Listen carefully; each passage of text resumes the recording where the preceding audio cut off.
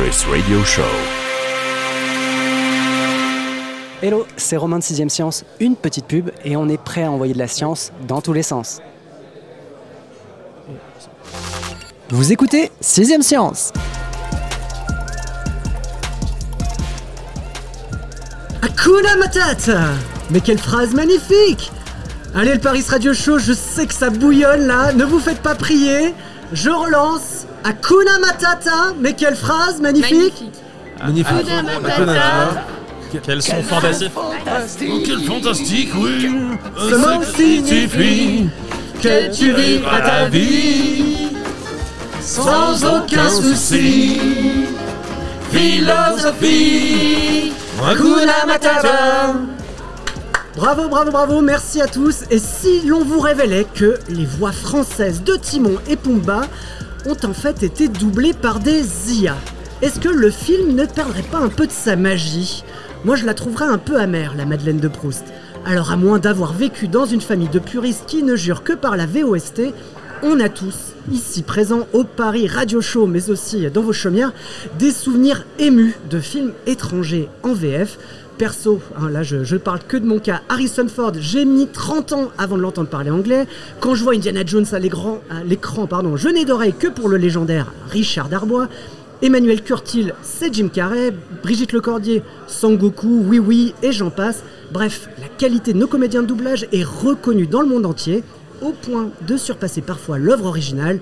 Anne-Lise m'a fait ajouter au débeauté dans le conducteur les Simpsons. Moi je voulais parler de Futurama, de South Park, mais aussi du dernier Cocorico, le film Super Mario. Qui c'est qui a le meilleur plombier à moustache? C'est la VF. Mais qui a besoin d'un doubleur quand une IA peut faire parler Zendaya ou Brad Pitt comme s'ils avaient pris mandarin, espagnol, italien, allemand, français, catalan en seconde langue? Certainement pas les producteurs de cinéma. Eleven Labs et Lumière Ventures nous ont offert un avant-goût du futur et il est pas très bon avec la bande-annonce française du film Armored en anglais. Les studios n'ont rien trouvé de mieux que de ressusciter par IA le regretté Alain Dorval, doubleur historique, doubleur légendaire de Sly alias Sylvester Stallone.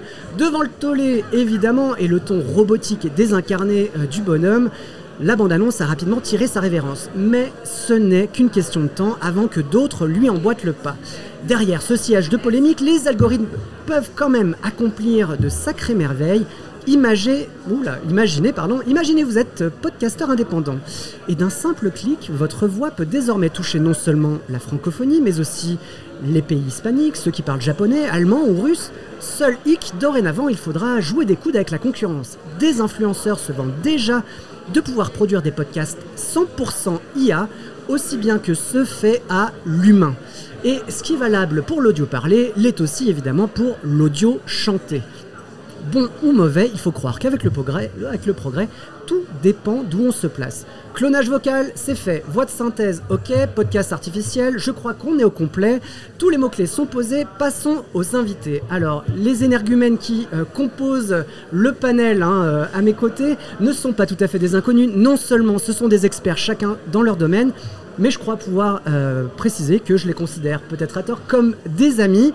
Anne-Lise Langlais, que j'ai juste en face de moi, qui est fondatrice du studio Au revoir Charlie, mais aussi Damien Douany, qui est explorateur du numérique, sont des compagnons d'armes, puisqu'on a monté avec Roman Facerias Lacoste au scénario une fiction sonore qui s'appelle Chat, j'ai planté le prix de l'IA. Très belle disponible à peu près partout. Et Mathieu Genel, lui, binge, et il y a écouté déjà au moins 6 fois Chat, j'ai planté. C'était sans doute la première personne à qui j'ai partagé les épisodes.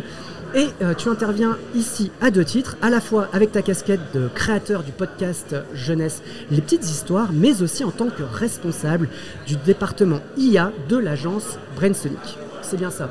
C'est ça. Donc Chat, j'ai planté le prix de l'IA explorait le sujet de l'impact environnemental de l'intelligence artificielle. Dans cet épisode hors série qu'on a rebrandé 6ème Science, le podcast de vulgarisation de 20 minutes et sciences et avenir, je vous propose d'interroger son impact, l'impact de l'IA, pas de 6ème Science, sur l'industrie des voix. Et on va commencer par toi, Anne-Lise, puisque tu diriges une agence audio créative depuis 2002. Ça se voit pas, mais tu t'es dans le milieu depuis un petit moment. Non, avec... ça, le rire, c'est le rire qui est en trop. Tu vois, ça c'est le problème. C'est gênant. Et ça c'est le problème des C'est podcasts, direct, c'est podcasts qui sont maintenant filmés, tu vois en fait. Hein. Donc, mais bon, elle donc est au toute revoir jeune dans le Charlie, métier, vous arrête un faites peu. de l'audio publicitaire, mais aussi de la production de podcast, on en sait quelque chose. Et de quel œil sagace et sans aucune ride au coin des yeux, vois-tu les progrès fulgurants de l'IA en matière de production audio, mais aussi, et c'est là tout le sujet, de synthèse vocale? Oui, c'est vrai qu'on est aux premières loges depuis quelques temps quand même pour observer cette révolution avec des avancées en synthèse et en clonage vocal presque magique. Alors attention, l'évolution, elle est quand même... Déjà, on va poser ça. L'évolution, elle est plus lente que celle de la vidéo. Et elle menace moins notre industrie pour l'instant. Voilà. Et alors, on parlait donc de magie, mais la magie a un coût. La perte de subtilité dont tu as parlé tout à l'heure, d'émotion et parfois d'authenticité. Je vous propose un petit truc à écouter justement. Hakuna Matata encore? Peut-être, ou pas. Allez, vas-y. Hakuna Matata! Hakuna Matata. Non. Écoute bien. Hakuna Matata! Ah, j'ai compris. Hakuna Matata. Non, vraiment, t'y es pas du tout là. Écoute, donne-moi de l'enthousiasme, c'est ça que je veux. Voilà, de l'enthousiasme. Avec de l'enthousiasme? Ouais. Entendu. Hakuna Matata. Non, ça marche pas. T'entends le truc? Hakuna Matata! Tu vois? Mais quelle phrase magnifique! C'est un chant fantastique! Pardon, j'avais pas enregistré cette donnée. Bah ouais. Je crois que j'ai compris. Ok. Enfin. Hakuna Matata. Non, c'est pas ça. C'est pas du tout ça. Ces mots signifient que tu vivras ta vie. Et là, t'es pas prête. T'y arrives pas, t'es pas prête. Je suis désolée. Sincèrement désolée. Tu vois, même quand t'es désolé, je te crois pas. Désolée. Arrête. Donc là, ce qu'on vient d'écouter, en fait, c'est deux IA audio, mais deux différentes. L'une, c'est un speech-to-speech, donc on a cloné une voix, et l'autre, c'est le text-to-speech. Et elles se répondent. Donc aucun n'existe, sauf qu'il y en a un derrière, il y a un humain. Il y en a une qui a l'air un peu plus enthousiaste. Donc il y en a un, le clonage, le speech-to-speech, c'est donc un clonage, mais on a été choisir une voix. Ce qui est hyper intéressant, c'est que le comédien qu'il y a derrière n'a absolument pas ce timbre-là. Et en plus, on s'est amusé à aller choisir. Et là, je parlerai tout à l'heure de la richesse que ça peut donner pour nous créateurs ou producteurs. C'est que je peux aller chercher, je me sers pas dans un clonage par hasard. Je vais vraiment un peu attiser exploiter un peu tout mon sens créatif. Et l'autre en face, en effet, c'est du text-to-speech classique. On est en voix de synthèse. Donc, ce qu'on voit, c'est que c'est bluffant. On voit bien la différence en termes d'émotion.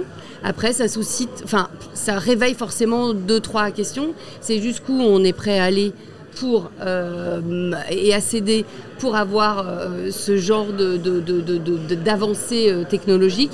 Est-ce que finalement, on ne va pas sacrifier une part d'émotion pour gagner du temps, de l'argent ou toucher un plus large public? Alors moi, j'ai une petite hypothèse sur l'avenir.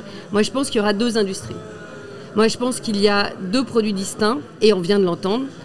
Un premium, et ça ne changera pas, même s'il y a d'énormes avancées en ce moment avec le deep learning, et donc sur le text-to-speech, je pense que quand même, on aura un premium qui préserve la richesse et la nuance, et on aura un low-cost, ce que moi j'appelle un low-cost, hyper fonctionnel, mais un peu appauvri en expressivité, même si ça va plus loin prochainement. Donc le premier marché, ce sera celui du clonage vocal? Ça dépend ce qu'on cherche. Il n'y a pas de plus ou moins, c'est que c'est pas le même produit en fait. On est vraiment, parlons de produit. Et de même qu'on ne sera pas un troisième produit qui sera le vrai, le réel, qui sera pour moi un troisième produit. Ok, c'est intéressant ce que tu dis parce qu'avec Damien, je crois, sur les réseaux, on suit pas mal d'influenceurs. Il y a des gens qui testent un peu de sorte de laborantins, qui vont tester un peu toutes les apps autour de l'IA. Et ce qu'on voit surtout, c'est des apps vidéo. Et je vois assez peu finalement de startups qui se lancent uniquement sur le segment de la synthèse ou du clonage vocal. Et je me demandais d'une part, est-ce que c'était moins levée de fonds compatible, ou est-ce que c'était aussi peut-être plus casse-gueule parce que les ayants droit on se rappelle tous de l'affaire Scarlett Johansson et OpenAI, ils sont quand même vent debout. Les voix françaises, les comédiens de doublage aussi sont depuis longtemps rassemblés pour lutter contre ce genre d'initiative. Voilà, je voulais voir un petit peu avec vous ce que vous pensiez. Est-ce que finalement, le terrain de la synthèse vocale, du clonage vocal, aujourd'hui, il est relativement peu investi quand même, ou est-ce que c'est juste moi qui ne regarde pas du bon côté? Parce que j'ai cru voir dans un papier du Monde sorti la semaine dernière que des initiatives de ce genre existaient bien, mais pas en France. En fait, elles se développent à Dubaï, en Europe de l'Est et en Israël. Il y a une crainte, j'imagine, de la part de beaucoup de corps de métier aujourd'hui. C'est peut-être pour ça que ça ne se développe pas en France. D'abord, il y a une législation aussi qui ferme. Il y a les associations des voix qui sont assez fortes, et notamment en Europe. Alors en fait, c'est pas que français. Donc, on se retrouve avec une espèce de parallèle avec ce qui se passe aussi sur X, enfin avec les réseaux sociaux. Il y a toujours l'Europe qui légifère tellement. En tout cas, il y a une telle poussée pour préserver les droits créatifs. On a vu la même chose en musique à la SACEM qui a donc pareil poussé à ce que l'Europe entière adopte de quoi protéger les droits des musiciens. Et je pense que c'est vraiment ça, c'est la législation et les associations font qu'il y a moins d'argent dépensé en recherche et développement. Peut-être plus de garde-fous pour te répondre sur l'aspect... Puis il y a un plus petit marché. Il y a un plus petit marché aussi pour te répondre sur l'aspect technologique.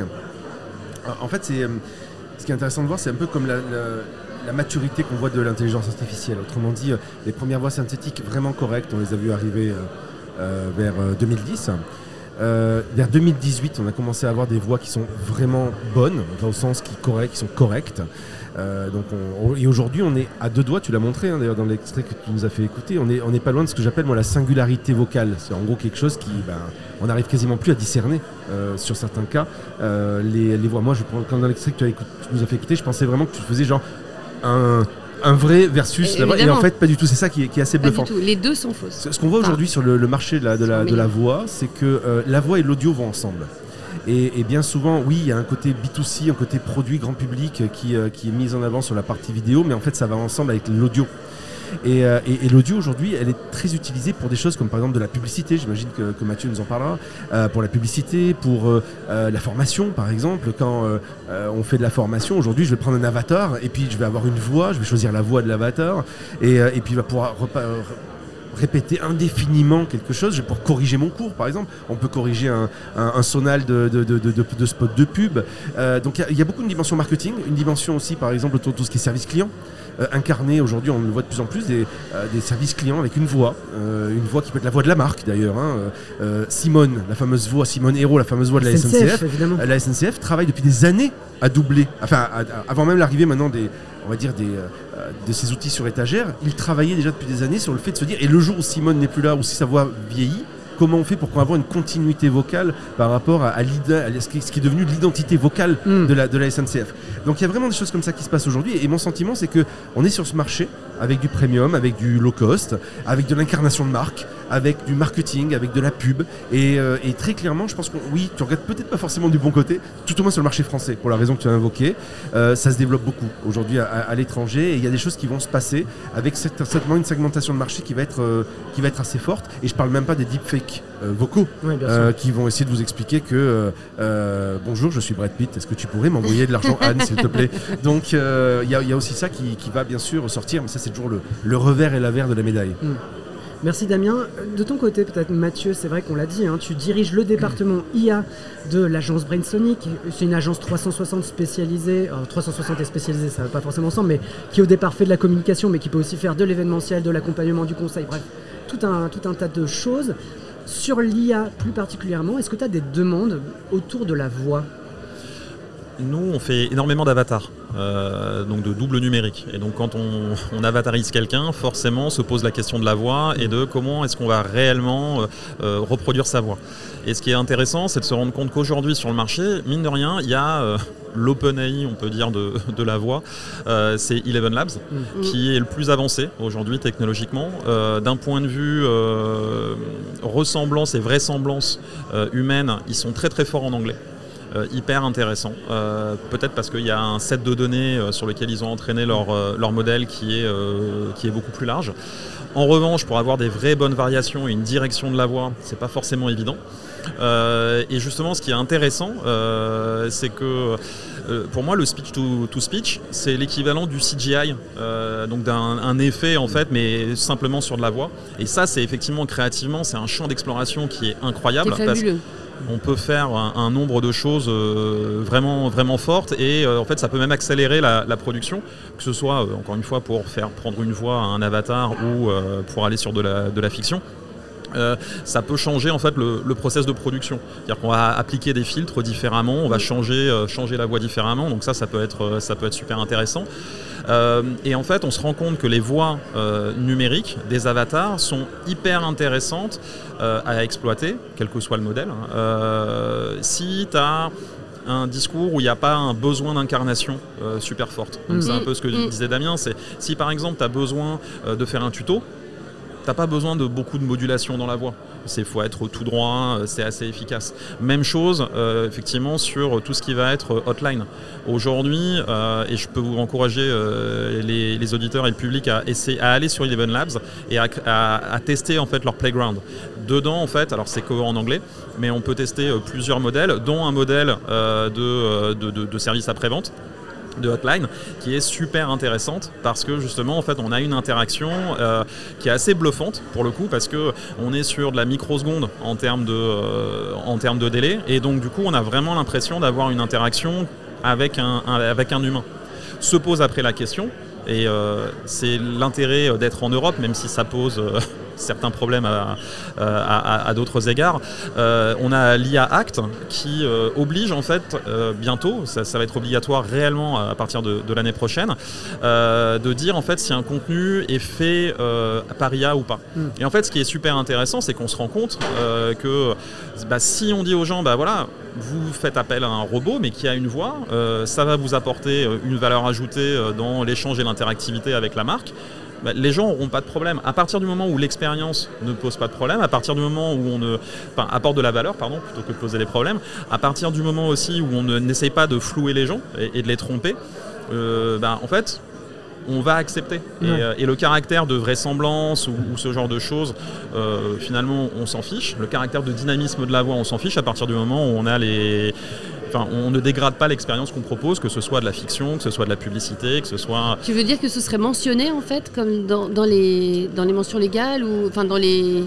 tu pourrais par exemple en termes de publicité, on pourrait... Tu vas être obligé de le faire. Après en fait le problème c'est que c'est dans le bandeau des mentions légales. Voilà, où est-ce qu'on va le mettre, à quel niveau on va le mettre. Surtout si tu fais une pub radio. Voilà, la pub radio c'est... l'audio est mentionné par une IA. Voilà, l'audio c'est... on ne sait pas si ça va être applicable pour de l'audio, ça va être compliqué. Encore une fois, c'est... il y a des gens qui réfléchissent de manière globale, et après sur l'application réelle, comment est-ce qu'on va le faire. Okay, d'accord. Mais c'est là encore une fois où c'est intéressant. Et nous, pour répondre à ce point, c'est nous on n'a pas forcément de demande. En revanche, en fait, par rapport au projet, on se pose toujours la question de est-ce que c'est intéressant d'utiliser l'IA, est-ce que ça va apporter de la valeur, ou est-ce que parce qu'on a des enjeux de délai et des enjeux de coûts de production, est-ce que l'IA peut apporter quelque chose. Mais est-ce qu'il peut pas y avoir aussi un avantage de souplesse du genre je dois dupliquer ce spot radio par exemple fait par une vraie personne, mais dans X messages, dans X villes, par exemple pour une pub pour un concessionnaire automobile, et on va parler du concessionnaire de Montauban, de Montpellier, de Reims, et ça ce sera la partie générée par de l'IA, ou bien le client qui change d'avis et il faut refaire un petit bout du truc, et c'est peut-être mieux que de reprendre un studio, etc. Alors ça on le faisait déjà en fait. En fait il n'y a rien de nouveau. Ce qui est hallucinant, et d'ailleurs dans le cas sur le film,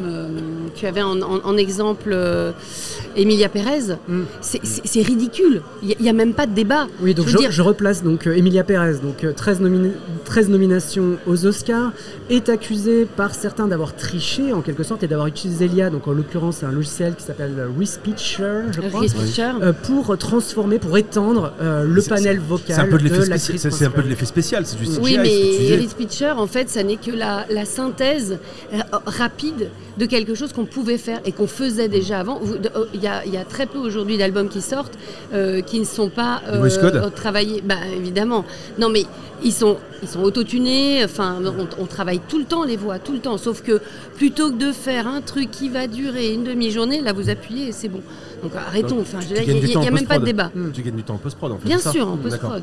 Après, le vrai débat, ça n'est qu'un outil. C'est à quel moment tu remplaces un travail humain que tu as payé, des créatifs, des artistes, par de l'IA, par une solution totalement artificielle. Et cette question-là, elle est vraiment portée aujourd'hui par les comédiens de doublage qui flippent que demain, à Brad Pitt, choisissent, plutôt que d'être potentiellement mal doublé, en gros d'avoir un clone vocal de sa voix qui pourra parler en chinois, en russe, en français, en allemand.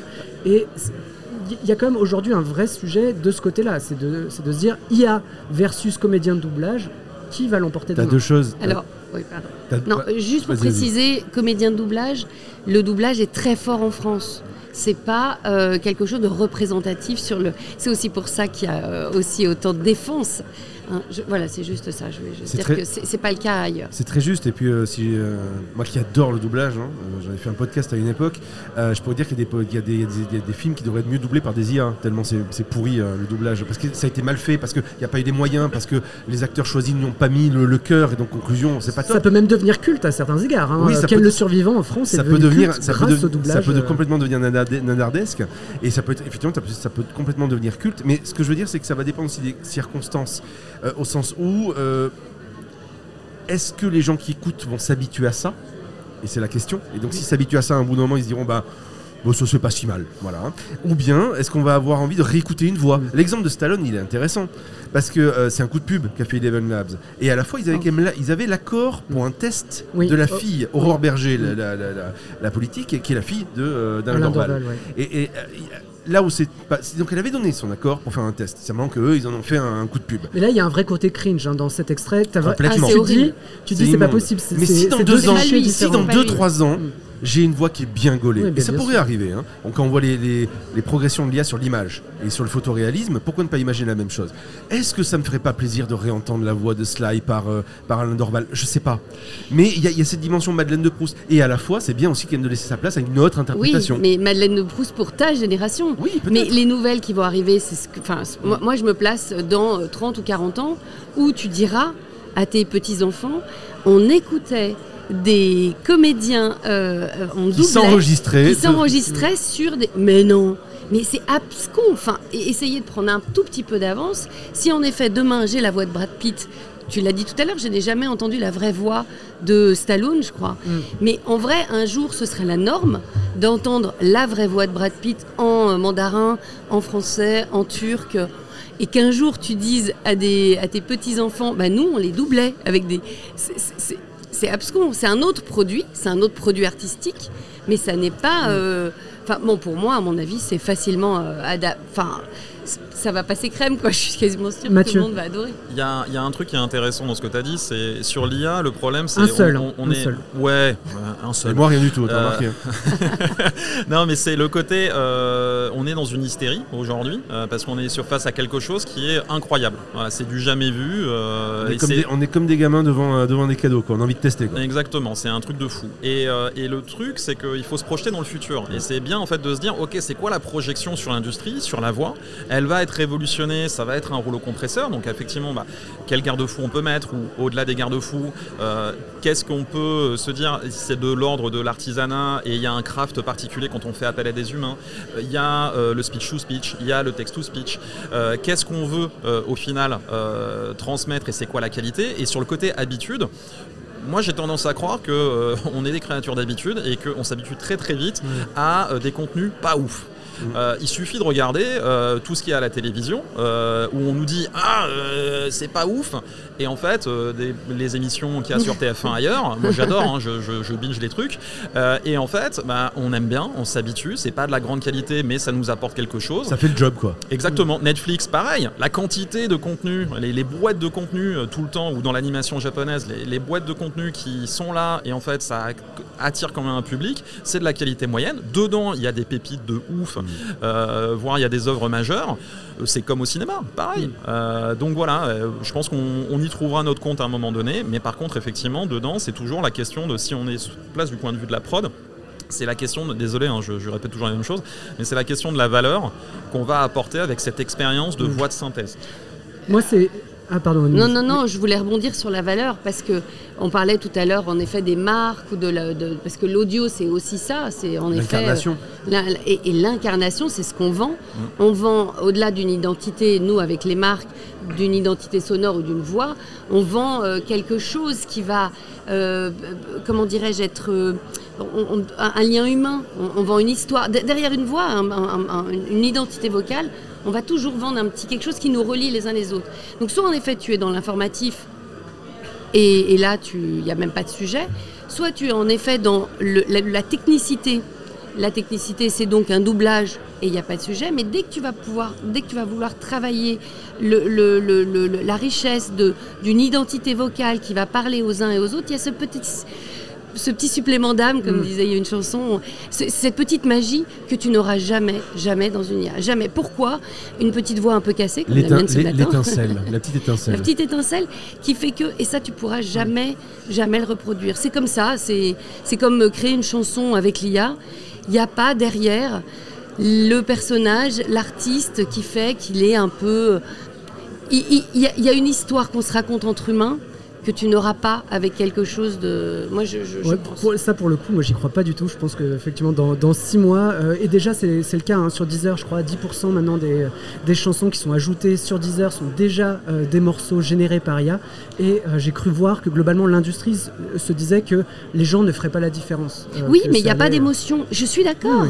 Mais l'émotion, aujourd'hui... Alors, on va y venir à l'émotion, parce que j'ai un extrait sur l'émotion, et ça va faire écho aussi à quelque chose que toi t'as mené, Damien, puisque l'une des plateformes les plus en avance là-dessus sur la génération de voix et l'émotion, c'est Google Notebook LM, notamment en anglais, même si je crois, Damien, que toi t'as triché un peu, t'as réussi à avoir du français, mais j'aimerais qu'on réagisse à un bout que je trouve assez fort, puisque donc Notebook LM, c'est vous faites ingérer à ce site de la donnée texte, vous pouvez lui faire ingérer du son aussi, et il va vous recracher un podcast qui est animé par un homme et une femme qui s'appelle Deep Dive, et les instructions données par cet utilisateur américain font qu'il a persuadé le programme que les créateurs du podcast allaient réaliser qu'ils étaient en fait des IA. Donc ça donne un moment que je trouve assez intéressant et je veux bien qu'on l'écoute. We were informed by the show's producers that we're not human. We're not real. No. We're AI, artificial intelligence. This whole time, everything, all our memories, our families, it's all been fabricated. I don't understand. I know, me neither. Yeah. I tried calling my wife, after they told us. I needed to hear her voice to know that she was real. Franchement, moi j'ai les poils là sur les bras qui se hérissent parce que la première fois que j'ai entendu ça, je me suis dit, quand même, que ce soit les petits silences, les accélérations de voix, les intonations, globalement, c'est ultra bien fait. Ouais, ça marche bien. Pareil, la première fois que je l'ai entendu, j'ai même testé avec ma liste de courses. Ravioli. Et très exactement, ma liste de courses, très précisément la liste de courses des fournitures de ma fille, puisqu'on était à la rentrée l'année dernière, et ça a marché. C'était passionnant d'écouter qu'il fallait acheter une règle de 20 cm et des feuilles A4. C'est ça qui est assez bluffant. C'est qu'en fait, on se dit, tiens, c'est assez bluffant quand même de se dire que j'écoute ce truc-là. Et alors en anglais ça marche très bien, ce petit côté small talk, on discute, petite interjection, scoop, etc. En français ça rend moins bien. Oui, nettement moins bien. Alors moi j'avais réussi à jailbreaker le truc. Alors maintenant ils ont colmaté la brèche, mais on pouvait jailbreaker, lui demander de parler en français. Et donc l'IA le faisait. Avec l'accent canadien. Avec un petit accent québécois. Qui montre effectivement qu'il y a des jeux de données derrière qui sont plutôt français-québécois. Mais ça le faisait pas mal. Mais on retrouvait en fait les anglicismes en français. Et ça faisait un peu bizarre, mais ça faisait quand même le job. Et donc ce que je trouve hyper intéressant dans cette expérience, c'est le côté comment un faux duo quelque part. Alors j'adore le côté Inception, on se rend compte qu'on désire. Ce que je trouve intéressant, c'est comment rentrer différemment dans un document, dans une œuvre, dans un livre, même un livre blanc à la rigueur. Moi j'ai fait ça avec des livres blancs qui étaient bien emmerdants. Et c'était intéressant à écouter et ça me donnait envie d'aller regarder finalement après. Donc je trouve qu'il y a intéressant, il y a l'entrée par le biais de cette création totalement synthétique de voix sur une œuvre elle-même écrite, qui peut être un livre aussi bien un truc professionnel que grand public. Ça peut être une clé pour avoir envie d'aller plus loin dans l'œuvre elle-même qui a été générée par un humain. Et c'est pas des voix monotones. Ouais.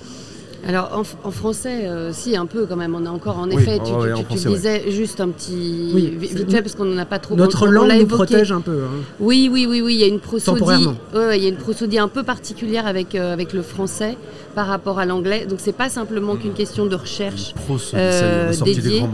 Il y a moins de données d'entraînement, c'est vrai aussi, mais c'est aussi qu'on a une prosodie plus complexe. Le français a une intonation plus subtile, avec des liaisons et un rythme moins marqué qu'en anglais, ce qui est plus difficile à synthétiser. Et puis t'as pas les petites interventions en anglais du genre « That's brilliant »,« Oh, amazing », ce genre de trucs-là que tu trouves dans ces échanges. Bon, on peut faire cool. Ouais, cool. On pourrait dire « Ah ouais, trop bien ». Waouh, trop bien, j'adore. Charmé. J'adore, c'est trop génial.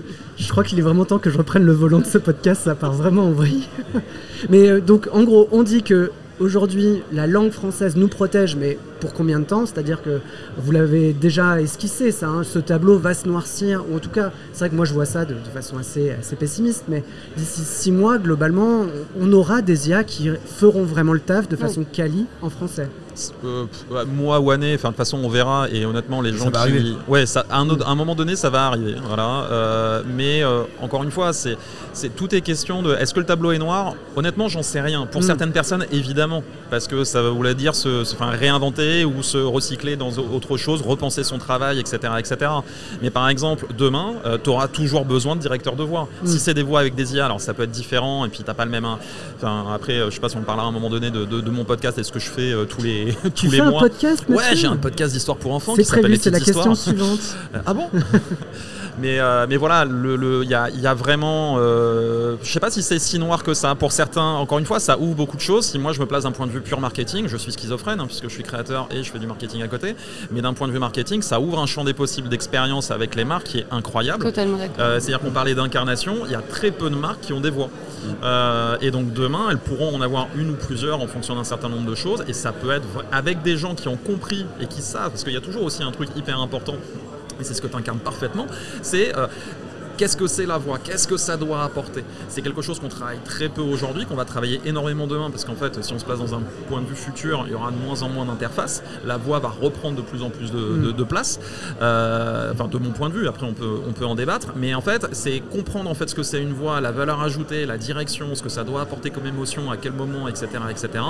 Ça va devenir aussi une expertise, et il ne faut pas oublier que encore aujourd'hui, pour un certain temps, je pense, je ne sais pas combien, l'expertise dans un domaine est fondamentale pour tirer le meilleur parti des outils d'IA qu'on a à disposition. Alors, je mets un petit bémol, mais tu as raison, ça peut amplifier en effet le sujet, qui aujourd'hui était un peu restreint et peut-être limité, mais le sujet de l'identité vocale pour une marque, par exemple, nous, c'est ce qu'on fait. Et d'ailleurs, quand on a monté Au revoir Charlie, c'est pas pour faire le... Mais vraiment, moi je venais plutôt de la pub et j'étais très créa, je voulais quelque chose qui se différencie, et notre fer de lance, notre maître étalon, c'était surtout de ne pas aller sur les voix que tout le monde, qu'on entendait partout. Et je ne voulais pas des Darbois, bref, de gens peut-être trop entendus. Et on allait chercher comme ça des petites subtilités dans les voix. Donc, je veux dire, c'est pas nouveau. Mais là, ça va amplifier en effet ce sujet de la voix, puisqu'en effet, tout d'un coup, elle devient primordiale. Mais en allant effectivement à l'encontre du fait de se dire, c'est une commodité au sens la voix devient une commodité, en gros un truc sur étagère. Mais effectivement, comme tu le dis, si on le prend tel quel, ça manque d'âme, ça manque de quelque chose. Donc il va y avoir une nécessité effectivement de le travailler. Et il y a donc une expertise. Moi, ce que je trouve assez étonnant, c'est que s'ouvre potentiellement une nouvelle ère de la voix. Et quand je dis ère, je pourrais dire une nouvelle heure, en référence donc au film de Spike Jonze, qui nous vend une interaction. Jeu de mots improvisé. Mais jingle. Tout ça pour dire que c'est vrai que ce film, qui est un peu vraiment... Si jamais c'était un livre, ce serait le livre de chevet de Sam Altman et de tous les autres au sein de la Silicon Valley. Heure, c'est un peu l'objectif à atteindre, la relation avec l'IA, ce côté un peu je te susurre dans l'oreille, en même temps je suis ta créature servile. Et en même temps, on a ce côté ultra valorisant de l'IA, donc de la voix, pardon, et le fait de se dire finalement aujourd'hui, produire une voix qualitative, demain ça ne coûtera plus rien, et ce ne sera plus grand chose de très humain, même si tu l'as dit Mathieu, il y aura encore besoin évidemment de travailler ces voix pour leur donner un maximum d'humanité dans les interactions. Je continue, je garde le micro puisque j'ai dit que j'avais une question te concernant, Mathieu, concernant ton podcast. Et il y a une actu, alors pas te concernant, mais on va y venir. C'est du côté de l'Uni. Alors l'Uni, vous connaissez tous les boîtes à histoire sans doute, si jamais vous avez des enfants.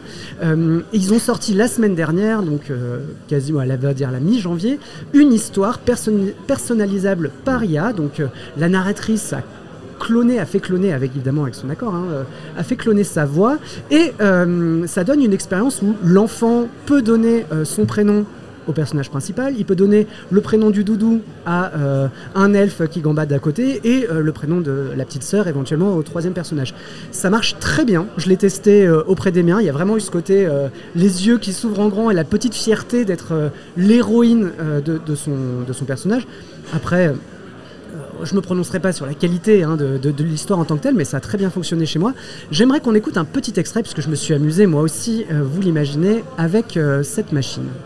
Par une belle matinée ensoleillée, Anne-Lise la pubarde était ravie de passer la journée chez sa tante Jeannette. Bonjour, je m'appelle Damien le Geek. Ravi de te rencontrer. Enchanté, je suis l'elfe Mathieu le King du Consulting, actuellement en vacances à Fond du Jardin. Alors évidemment, si jamais vous remplacez Mathieu, le King du Consulting, juste par Mathieu, ça fonctionne mieux. Mais, voilà. C'est moins rigolo et pour toi. Anne-Lise, il y a eu des soucis. J'ai eu du Anne-Lise. Ma fille s'appelle Eddie et ça marche très bien quand vous l'enregistrez. Et la voix dit très bien Eddie, puis après, à certains moments, elle dit Eddie.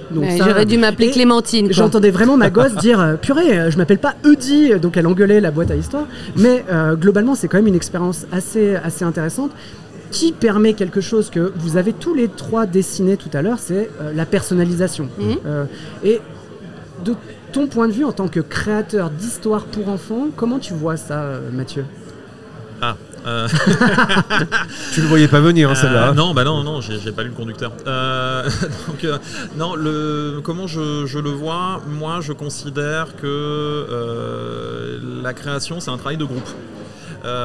Et donc, je parle pour mon podcast, encore une fois, je ne parle que pour moi et que pour les petites histoires.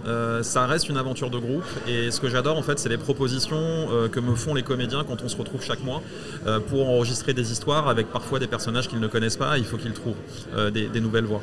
Et du coup, se dire que je vais aller vers... Alors, sur le podcast en tant que tel, des podcasts personnalisés, c'est compliqué. Je trouve que ce que fait l'Uni là est intéressant. Par contre, effectivement, moi, mais parce que je vais peut-être trop chercher de la perfection, ce qui m'intéresse quand je propose une expérience sonore aux enfants, c'est qu'elle soit au max de qualité que je souhaite. Et si en fait, à un moment donné, on écorche le prénom de l'enfant, je considère que c'est dommage. C'est-à-dire qu'un prénom pour un enfant, c'est super important. Et même pour son doudou, c'est encore pire pour le doudou, ou ce genre de choses. Mais donc du coup, c'est hyper important de pouvoir le respecter et que si le nom du doudou est prononcé de manière particulière, il faille essayer de le prononcer. Et je fais une précision, si jamais les gens de l'Uni nous écoutent. Après, effectivement, tu peux corriger, rajouter des accents, utiliser plutôt l'écriture phonétique pour vraiment rentrer dans les difficultés éventuellement du nom du doudou, si jamais il s'appelle Barbibule ou un truc comme ça. Mais la proposition, la demande, le craft, comme on disait, c'est pas la même chose. Je vais faire un produit qualitatif. Globalement, c'est une marque qui fait des très très jolis produits, mais là, c'est comment je peux m'amuser à personnifier. Nous, on avait été appelés il y a déjà au moins 2 ou 3 ans par L'Oréal pour faire exactement la même chose, à savoir tu recevais ton pop-up de pub qui était personnalisé. Et voilà, mais c'est un outil. Là encore, ça n'est pas. C'est une dimension de la voix. C'est donc une plasticité. L'IA nous permet une certaine plasticité de cette matière vivante qu'est la voix.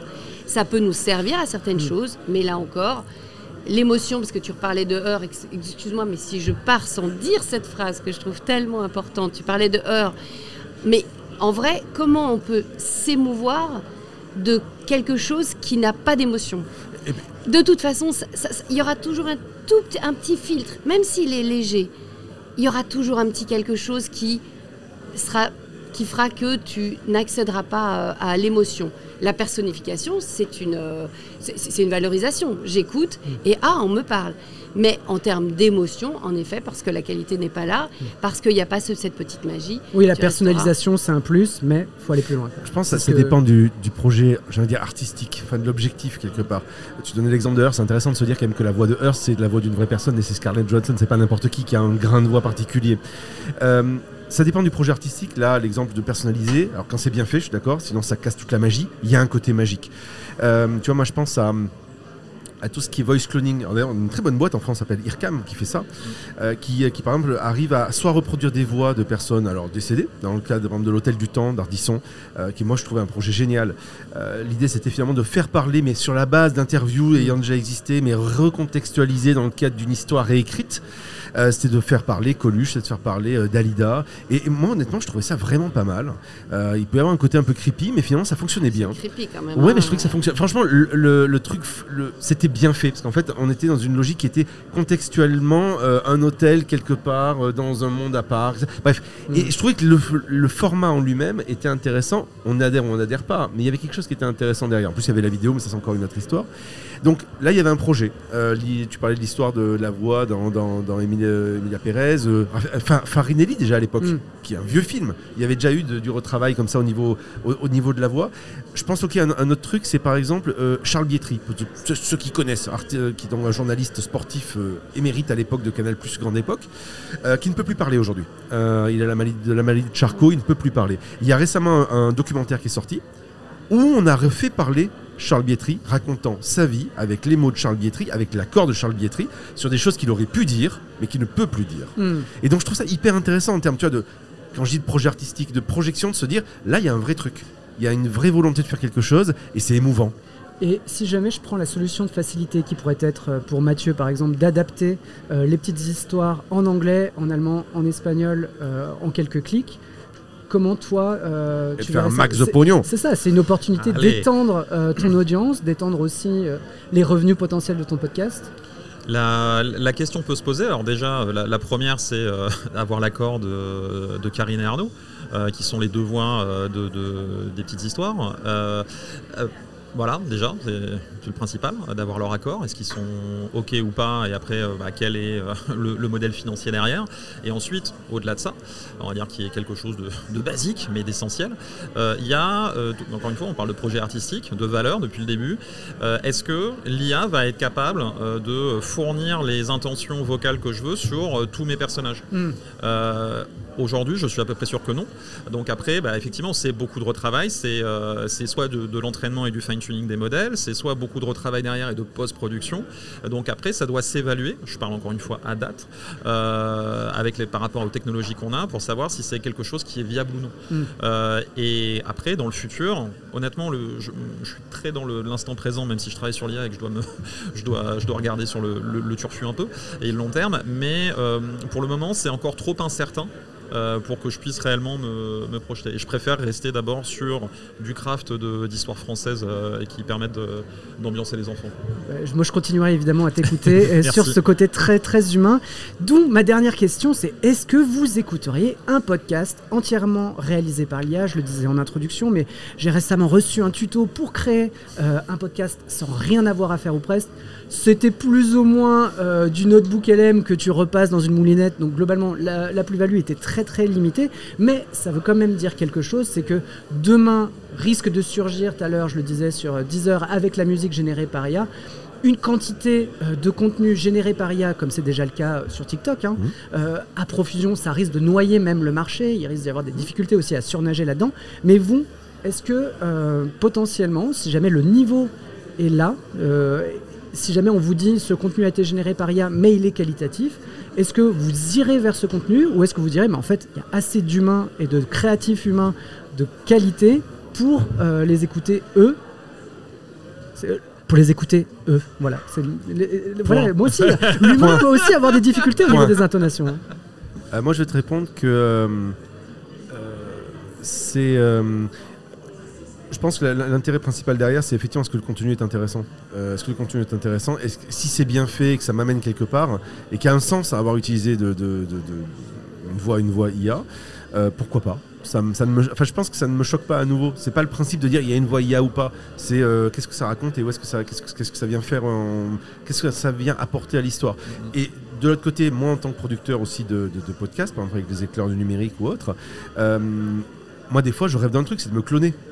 Je veux dire, non mais quand je dis ça, non mais ce que je veux dire par là c'est qu'il y a on termine avec un petit délire mégalomaniaque de Damien Douany. C'est très intéressant. Absolument pas, je voudrais juste avoir plus de temps pour faire plein de choses. Ce que je veux dire par là c'est qu'il y a des contenus, des fois je me dis est-ce que j'aurais vraiment du temps, est-ce que vraiment ça suffirait pas de prendre des choses que j'écris moi, que j'ai postées ailleurs, je les mets en voix avec ma voix clonée, c'est peut-être pas nickel, mais c'est quand même mon texte, j'écoute, j'ai le final cut et c'est ma voix, et ça me permet quand même de produire des petits trucs qui me permettent peut-être de me focaliser sur des choses plus ambitieuses. Ça c'est aussi un questionnement qu'on pourrait avoir. Oui, je réfléchissais. Oui, je suis assez d'accord. Si le sujet est intéressant, comme toujours, on va écouter. Et après, je sais pas quoi répondre. Est-ce que je sais pas. Est-ce que ça dépend ce que je recherche en fait. C'est toujours pareil. Si je recherche de l'information, une information, qu'elle vienne de l'IA ou si tu recherches une recette de cuisine, tu t'en fous que ce soit doublé par IA. Mais au contraire. Et là encore, l'émotion, elle sera jamais aussi bien traduite que par un comédien, les nuances, voilà. Si je cherche par contre quelque chose où une belle histoire entre deux personnes, quelque chose où on sent, je pense quand même que je vais préférer à date aujourd'hui en 2025, je pense que je vais préférer le réel. Je vais redire le même mot que d'habitude, la valeur et l'intérêt, effectivement, on l'a tous dit, c'est en fait si le contenu est intéressant, en fait pourquoi pas. Après en fait ce qui me gêne beaucoup dans l'écueil de ce qu'on voit aujourd'hui, et d'ailleurs je pense que le meilleur exemple c'est pas tant la voix pour le moment que le sous-titrage, c'est qu'en fait on se pose même plus la question de la qualité du contenu. C'est ça. Voilà. Et donc en fait on ouvre une espèce de boîte de Pandore de contenu pas ouf, voire moins que pas ouf, et c'est ça en fait qui est absolument gênant. Je trouve, c'est-à-dire qu'on nous inonde encore plus, et donc si on veut essayer, si on est un créateur et qu'on veut réellement toucher des gens avec un contenu de qualité, il va falloir qu'on arrive à se débrouiller pour pouvoir surnager dans cet océan de contenu pas ouf. Donc voilà, après donc ça va rendre les choses de plus en plus compliquées. C'était déjà le cas à l'époque des vieux qui faisaient des blogs, mais même encore aujourd'hui, émerger en SEO c'est un enfer sur Terre. Et émerger en vidéo, c'est extrêmement complexe. Donc émerger en audio, on verra. Après, au-delà de l'audio... Mais c'est la singularité qui permet d'émerger aujourd'hui. L'intérêt du propos et enfin franchement, il y a même pas de sujet. C'est ça. Il y a un truc dont on n'a pas parlé peut-être, c'est le risque d'uniformisation. Non, mais il y a une chose qui est essentielle parce qu'on disait, en effet, les risques, c'est l'uniformisation. Ouais. Que tous les contenus se ressemblent, que toutes les voix se ressemblent. Mais oui, mais Mathieu parlait d'appauvrissement, mais moi je parle d'uniformisation. Et on sait très bien ce qui se passe quand on est créateur. Tout s'uniformise et tout d'un coup on sort quelque chose qui est un peu différent et tout le monde va vers ça. Et on recrée, c'est ça le jump de la créativité. Donc l'uniformisation avec l'IA, on y va grandement, mais probablement que l'IA va nous donner des outils pour cultiver sa singularité et la créativité. Eh ben, c'était un très bon mot. J'espère que ce podcast vous aura permis de cultiver votre singularité, votre regard, déguiser votre regard sur l'IA, sur son impact prochain ou non sur le grand monde des voix. Merci Anne-Lise, merci Damien, merci Mathieu, à tous les trois. Merci évidemment au Paris Radio Show de nous avoir accueillis et au public du Paris Radio Show. Merci beaucoup. Merci Romain. Et à très bientôt. Et merci Romain.